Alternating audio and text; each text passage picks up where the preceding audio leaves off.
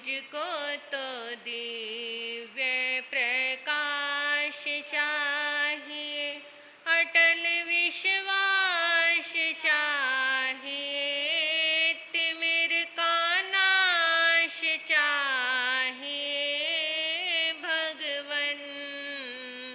मुझको तो दिव्य प्रकाश चाहिए भगवन। मुझको तो दिव्य प्रकाश चाहिए। प्राणी प्राणी में दर्शन हो अपनी आत्मा का। प्राणी प्राणी में दर्शन हो अपनी आत्मा का। तुम्हें का एक ही समास चाहिए, अटल विश्वास चाहिए, तिमिर का नाश चाहिए भगवन। मुझको तो दिव्य प्रकाश चाहिए भगवन। मुझको तो दिव्य प्रकाश चाहिए भगवन। मुझको तो दिव्य प्रकाश चाहिए। अहिंसा के पुजारी, करुणा और मैत्री के मसीहा, परम पिता परमात्मा प्रभु महावीर स्वामी के चरणों में हृदय की अनंत अनंत आस्था के साथ वंदन करती हूँ, नमन करती हूँ। परम श्रद्धेय, परम आराध्य, परम पूजनीय गुरनी जी महाराज के चरणों में हृदय की अनंत अनंत आस्था के साथ वंदन करती हूँ, नमन करती हूँ। परम श्रद्धेय, परम पूजनीय, परम आराध्य महाराज जी के चरणों में वंदन करती हूँ, नमन करती हूँ। इस धर्म प्रांगण में उपस्थित मुमुक्ष आत्मा, आपके भीतर विराजमान आपकी पवित्र आत्मा को मैं नमन करती हूँ।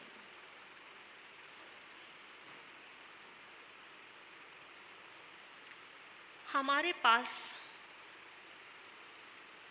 कितनी इंद्रियां हैं? कितनी इंद्रियां हैं आप सबको पता है? कितनी है? 5 इंद्रियां। पांचों इंद्रियों के क्या क्या कार्य हैं? सबको पता है कि ये पांचों इंद्रियां हमारी क्या क्या कार्य करती हैं, है ना? ये जो स्पर्श इंद्रिय है, जो शरीर है, क्या कार्य करता है? चलना फिरना, हर कार्य ये शरीर करता है। स्पर्श, इसको अच्छा लग रहा है, बुरा लग रहा है, कोई चीज़, कोई चींटी काट रही है या कोई मच्छर बैठा है, ये स्पर्श करते हैं। हमारी स्पर्श इंद्रिय, ये शरीर, इसका कार्य है स्पर्श करना, कि ये स्पर्श कैसा है, कठोर है, नरम है ना? और ये रस इंद्रिय क्या कार्य करती है? स्वाद लेने का कार्य करती है ना, रसना इंद्रिय। और ये घ्राण इंद्रिय सूंघने का कार्य है। चक्षु इंद्रिय देखने का कार्य है और श्रुत इंद्रिय सुनने का कार्य। ये पांचों इंद्रियां अपने अपने कार्य करती हैं। ये कान हमारे कितने हैं? 2 कान हैं हमारे। कार्य कितने हैं इसके? एक ही कार्य है, सिर्फ सुनने का कार्य करती है। वो चाहे अच्छा हो चाहे बुरा हो, कार्य उसका एक ही है। आंखें कितनी है हमारी? 2, और कार्य कितने हैं उसके? एक कार्य है। वो देखती है, चाहे अच्छा दृश्य दिखे चाहे बुरा दृश्य दिखे, लेकिन वो कार्य एक ही करती है, देखने का। नासिका कितनी हमारी? नासिका 2, और उसका भी कार्य कितना है? एक ही। वो सूंघने का ही कार्य करती है, सुगंध और दुर्गंध। और ये शरीर हमारा एक है, इसके हाथ हैं 2, पैर हैं 2, 2 पैरों से चलते हैं, 2 हाथों से कार्य करते हैं ना? और ये मुंह हमारा एक है, और इसके कार्य कितने हैं? कितने कार्य हैं इसके? 2 कार्य हैं। कौन कौन से? कौन कौन से कार्य हैं इसके? ये चखती है, स्वाद भी लेती है, खाती है, चखती है, स्वाद लेती है, और बकती भी है, बोलती भी है ना। ये एक इंद्रिय है, लेकिन एक चीज है, लेकिन इसके कार्य 2-2 हैं। ये चखती भी है, स्वाद भी लेती है, और बोलती भी है। लेकिन अगर ये अपना जो दूसरा कार्य करती है बोलने का, अगर वो अच्छा कार्य करे, सुंदर सुंदर बोले, प्यारा प्यारा बोले, मधुर मधुर बोले, तो सबको अपना बना लेती है। और ये अगर कड़वा बोले, तीखा बोले, तो फिर क्या करती है? दुश्मन खड़े कर लेती है अपने। ये इंद्रिय ऐसी है हमारी कि ये दोस्त भी बना सकती है और दुश्मन भी बना सकती है। तभी तो कहा है कि जीवा पे नियंत्रण रखना चाहिए, कि जो भी बोलो सोच समझ कर बोलो। ये एक बोली ही थी ना, जो कहते हैं इतना बड़ा महाभारत खड़ा कर दिया इस बोली ने, इस एक शब्द ने। वो कहीं ना कहीं वो शब्द बोला हुआ दुर्योधन के अंदर ठेस पहुंचा गया, और होनी को तो कोई नहीं टाल सकता, होनी तो होकर ही रहती है, लेकिन फिर भी निमित्त कारण तो बनती ही है ना ये जीवा। वो अंदर ठेस इतनी पहुंचा दी कि वो कितना बड़ा महाभारत हो गया। जब रामायण में राम जी सीता जी को लेकर आए थे, तो लोगों ने भी एक शब्द ही बोला था जो राम जी के कानों में पड़ गए थे। क्या? कि हमें क्या पता कि सीता पवित्र है या नहीं। यही शब्द थे ना। तो इस एक शब्द ने क्या कर दिया था? सीता जी को वनवास दिलवा दिया, और वो वापस चली गई इतने लंबे समय तक। तो ये बोली, ये जीवा ऐसी है कि सब कुछ खत्म कर देती है। अगर इसको नियंत्रण में रखा जाए, इसको सोच समझ कर बोला जाए, तो हमें उस परमात्मा के दर्शन भी यही जीवा करवा सकती है। और अगर सोच समझ के नहीं बोला जाए तो हजारों दुश्मन पास में खड़े कर देगी, अपने भी पराये हो जाते हैं। एक बार एक नगरी में गुरु और शिष्य,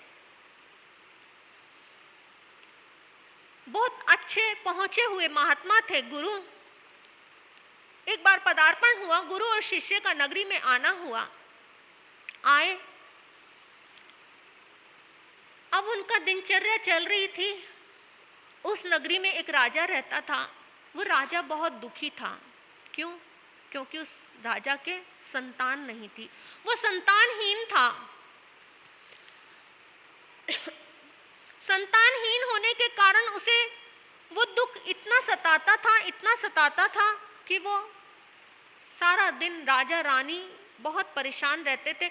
हर प्रकार के उन्होंने आडंबर कर लिए, जहाँ जिसने जो बोला वो कार्य कर दिया, जहाँ भेजा गया उनको वहाँ चले गए। पीर पैगंबर, मंदिर, गुरुद्वारे, हर जगह चले गए, लेकिन कहीं से भी उनको उनकी मन्नतें पूरी नहीं हुई, उनको पुत्र की प्राप्ति नहीं हुई। कहते हैं जिस घर में पुत्र ना हो या कोई भी बच्चा ना हो तो वो घर उनको कैसा लगेगा? वो सूना, ऐसा लगेगा जैसे महल तो है छत, लेकिन उसके ऊपर छत नहीं है। तो ऐसा राजा रानी बहुत परेशान रहते थे कि हमारे घर को आगे बढ़ाने वाला एक बारिश भी नहीं है, तो हम कैसे अपने जीवन का गुजारा करेंगे, कैसे हम खुश रहेंगे? ऐसे जीवन चलने लगा। रो रो के उनके दिन व्यतीत होते थे। ऐसे पता लगा कि एक गुरु महाराज आए हैं, तो मिलने के लिए, दर्शन करने के लिए गए। बताया किसी ने कि ये बहुत पहुँचे हुए और बहुत अच्छे महात्मा हैं, कहते हैं जो ये बता देते हैं वो जरूर पूरा होता है। सुना राजा रानी ने और तो चले गए, पहुँचे उनके चरणों में, तो लेकिन गुरुदेव तो ध्यान में बैठे हुए थे। उनका शिष्य बाहर बैठा था, उन्होंने बोला कि आओ बैठो। वो कहते अभी गुरु महाराज को कितना टाइम लगेगा? गुरु जी अभी ध्यान कर रहे हैं, अभी थोड़ा वक्त लगेगा, आप बैठो। नहीं, मुझे बहुत जल्दी है, मैं बहुत बेचैन हूँ। तो इस शिष्य ने पूछ लिया, क्या हुआ, क्या परेशानी है आपको? आप तो इस नगरी के राजा लग रहे हैं। हाँ, नगरी का तो राजा हूँ, लेकिन वैसे मैं भिखारी हूँ। क्यों, ऐसे क्या बात हो गई, ऐसा क्यों कह रहे हो? कहते हाँ महाराज, क्योंकि मेरे संतान नहीं है कोई, इसीलिए मैं बहुत परेशान हूँ। अच्छा, तुम्हारे कोई संतान नहीं है? वो शिष्य तो सहजता में बैठा हुआ था और गुरु जी ध्यान कर रहे थे, अपने स्वाध्याय में थे। सहजता में, एकदम भावुकता में आकर शिष्य ने कह दिया, परेशान क्यों होते हो, तुम्हारे संतान हो जाएगी ना। बस इतना सा कहना शिष्य के मुंह से निकला कि राजा रानी एकदम खुशी से झूमने लग गए। राजा ने रानी को इशारा किया कि चलो चलते हैं, कि गुरु के मुंह से निकल गया है कि तुम्हारे संतान हो जाएगी, अब हमें यहाँ से जाना ही श्रेष्ठकर है। अगर इन्होंने पलट के फिर कह दिया कि गुरु महाराज आ गए, या उन्होंने कह दिया, या इन्होंने वापस कह दिया कि तुम्हारे संतान नहीं होगी, नहीं है तुम्हारी किस्मत में, तो हमारा तो फिर से वही हाल हो जाएगा। चलो, अब तो इनके मुंह से निकला है, उनकी वाणी सत्य होगी, चलते हैं। तो अब वो निकल गए, चल पड़े, ऐसे ही चले गए। वो उधर से गुरुजी का ध्यान खुला, गुरुजी बाहर आए, पूछा कि कोई आया था? हाँ गुरुजी, इस नगरी के राजा रानी आए थे, बहुत परेशान थे, बहुत दुखी थे, बहुत रो रहे थे और कहते थे कि हमारे कोई भी पुत्र और पुत्री कोई भी नहीं है इस जीवन को बिलसने वाला। तो फिर गुरुजी मैंने उनको बोल दिया कि तुम्हारे संतान हो जाएगी, परेशान मत हो। गुरुजी ने ध्यान लगाया, ध्यान लगा के देखा और कहा, बेटा तुमने ये क्या कर दिया? अरे उनकी किस्मत में संतान नहीं लिखी हुई है, तो तुमने तो उनको संतान होने का वचन दे दिया, ये तुमने अच्छा नहीं किया, ऐसे तुम्हें नहीं बोलना चाहिए था बेटा। अब गुरुजी क्या होगा, मैंने तो उनको जवान दे दी कि तुम्हारे बेटा हो जाएगा, तुम परेशान मत हो। बेटा अब तुम्हें उसके लिए साधना करनी पड़ेगी, नहीं तो ये इस धर्म पे लांछन आएगा कि जैन गुरु जो बोलते हैं वो तो पूरा होता ही नहीं है, ये तो जो मन में आया वही बोल देते हैं। इससे हमारे धर्म की निंदा होगी, बदनामी होगी बेटा। नहीं गुरुजी, मैं अपने धर्म की निंदा नहीं होने दूंगा। अब उधर वो राजा रानी तो अपने घर चले गए, अपने घर में वैसे ही अपनी दिनचर्या चल रही है। इधर वो शिष्य बहुत परेशान कि मैंने ये क्या कर दिया, मैंने बिना सोचे समझे ही जवान दे दी। अब उसने गुरुजी से आज्ञा मांगी और कहा, गुरुजी मैं अपनी साधना बेचकर तो मैं उनके लिए ये फल चाहूँगा। तो बेटा ठीक है, तुम करो अपनी तपस्या, कैसे भी करके उनके घर में संतान जरूर होनी चाहिए। अब वो शिष्य ने अपनी प्रतिज्ञा कर ली कि मेरी साधना का फल ये हो कि मैं उनके घर में संतान हो। अब समय व्यतीत हो गया, समय बीतता गया, वो गुरु और शिष्य तो चले गए, आयुष पूर्ण हो गया उस शिष्य का, और उधर से राजा के घर में पुत्र का जन्म हो गया। भूल गए वो सब कुछ कि गुरु महाराज के पास आए थे, क्योंकि जो चीज मिल चाहिए थी वो मिल गई, और बाकी सब भूल गए कि किसी गुरु ने आशीर्वाद दिया था, यह हमें पुत्र प्राप्ति हुई। अब समय चलता रहा, समय बीतता रहा, वो धीरे धीरे बच्चा थोड़ा बड़ा होता रहा। अब जब बच्चा बड़ा होने लगा तो वो बच्चा बोलता नहीं है, कुछ जवाब ही नहीं देता, कुछ भी नहीं बोलता, गुमसुम सा पड़ा रहता है।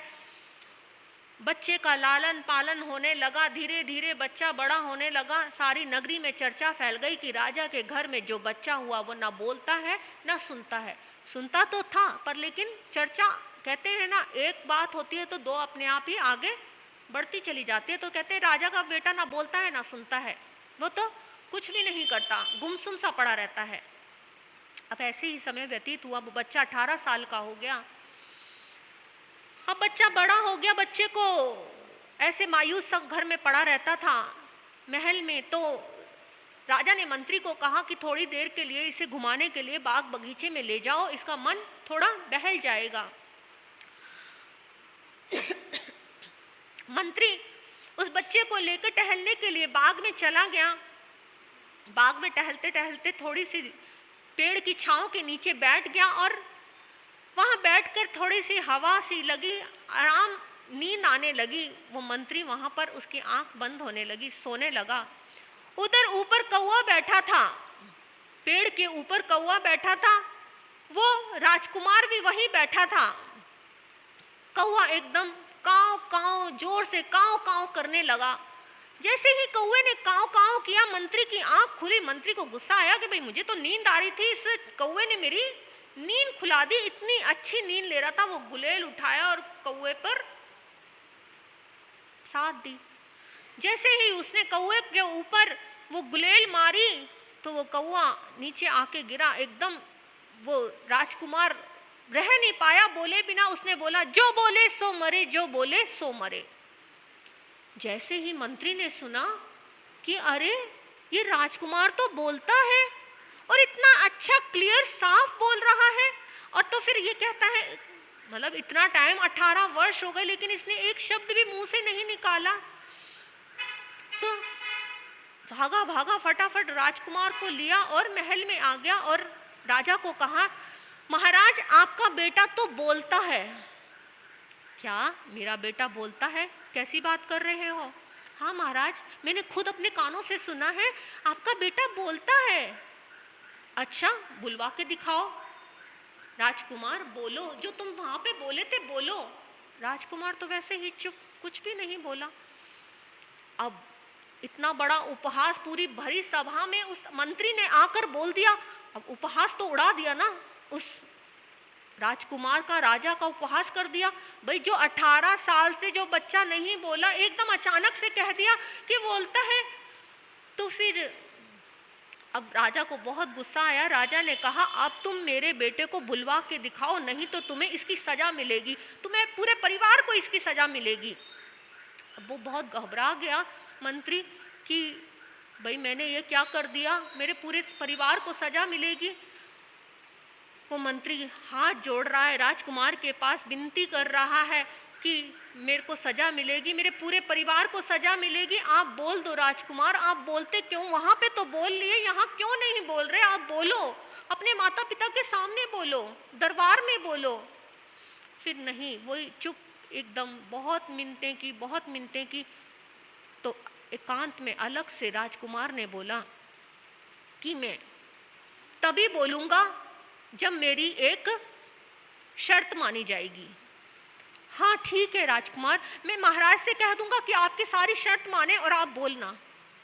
ठीक है। अब दरबार भर गया। राजा को कह दिया कि आप जब राजकुमार की एक शर्त मानोगे तभी राजकुमार बोलेंगे। ठीक है। दिन निश्चित हो गया, अब सभा लग गई और राजकुमार की शर्त मानने के लिए तैयार हो गए। तब अब आए सभा में, राजकुमार आए तो राजा ने बोला, बोलो बेटा। तब भी वो यही बोला शब्द, जो बोले सो मरे, जो बोले सो मरे। एकदम बोला, यही शब्द बोला कि जो बोले सो मरे। एकदम सारी सभा सुन के हैरान हो गई जी। 18 वर्ष तक बच्चा नहीं बोला, लेकिन बोल सकता था, फिर भी नहीं बोला। हम बहुत खुश हुए राजा तो कि हाँ मेरा बच्चा बोलता है, इतना सुंदर अच्छा सा बोलता है। पर लेकिन अब वो ये पूछने लगे कि इसका मतलब क्या है। बच्चे ने बताया कि महाराज, आपको याद है कि आप संतानहीन थे, आपके संतान नहीं थी कोई भी, लेकिन आप किसी संत के पास गए थे जहाँ एक गुरु और शिष्य आए हुए थे इस नगरी में। तो आप उनके पास गए थे, गुरु ध्यान में थे, शिष्य बाहर बैठा था। शिष्य ने कह दिया था कि आपके संतान हो जाएगी, लेकिन आपकी किस्मत में संतान नहीं थी। फिर भी उसने उन्हें वचन दे दिया था। उस वचन के कारण उस शिष्य को मरना पड़ा, उसको अपनी साधना खत्म करनी पड़ी। वो अपनी साधना खत्म करके बेच के वही शिष्य आपके यहाँ पर पुत्र के रूप में मेरा जन्म हुआ। क्योंकि जिस साधना से मुझे मुक्ति मिल सकती थी, लेकिन मैंने बिना सोचे समझे बोला, तो मुझे उस साधना को खत्म करना पड़ा और आपके घर में पुत्र के रूप में जन्म लेना पड़ा। और ये मंत्री बिना सोचे समझे बोल दिया। इसने नहीं सोचा कि जो बच्चा 18 साल तक नहीं बोला वो अचानक से क्यों बोला। और तुमने आकर सीधा ही दरबार में बोल दिया। अगर मैं नहीं बोलता तो इसके पूरे परिवार को मरना पड़ जाता। और आज आपने भी कुछ सोचा विचारा नहीं कि ये बच्चा बोल क्यों रहा है। अगर इसको बोलना होता तो ये शुरू से बोल लेता, लेकिन मैं आज बोला हूँ तो सिर्फ इसलिए कि मैं आपसे यही चाहता हूँ कि आप मुझे संत का बाना दें, आप मुझे संयम दें। मैं संयम लेना चाहता हूँ, मुझे दीक्षा की आज्ञा दें। तो आज तुम्हारे लिए भी ऐसे ही मरने जैसा हालत हो गई, क्योंकि जो बच्चा पहले था ही नहीं, हुआ 18 वर्ष तक जो बोला नहीं हो और बोला तो दीक्षा लेना चाहता है। तो ये है बोली का प्रभाव। तो बोली ऐसी बोली तो उसको कितनी लंबी यात्रा करनी पड़ गई। इसीलिए कहते हैं जो बोलो सोच समझकर और अच्छे से बोलो, बिना सोचे विचारे कुछ भी नहीं बोलना चाहिए। अगर बिना सोचे विचारे बोल देते हैं तो हमें उसके लिए पछताना ही पड़ता है। जैसे महाभारत हुआ, ऐसे महाभारत नहीं हो पाती अगर ये सोचे बिना ना बोलते। इसीलिए सोच समझ के बोलना चाहिए, अपने बोली पर नियंत्रण जरूर रखना चाहिए। इसी के साथ ओम शांति।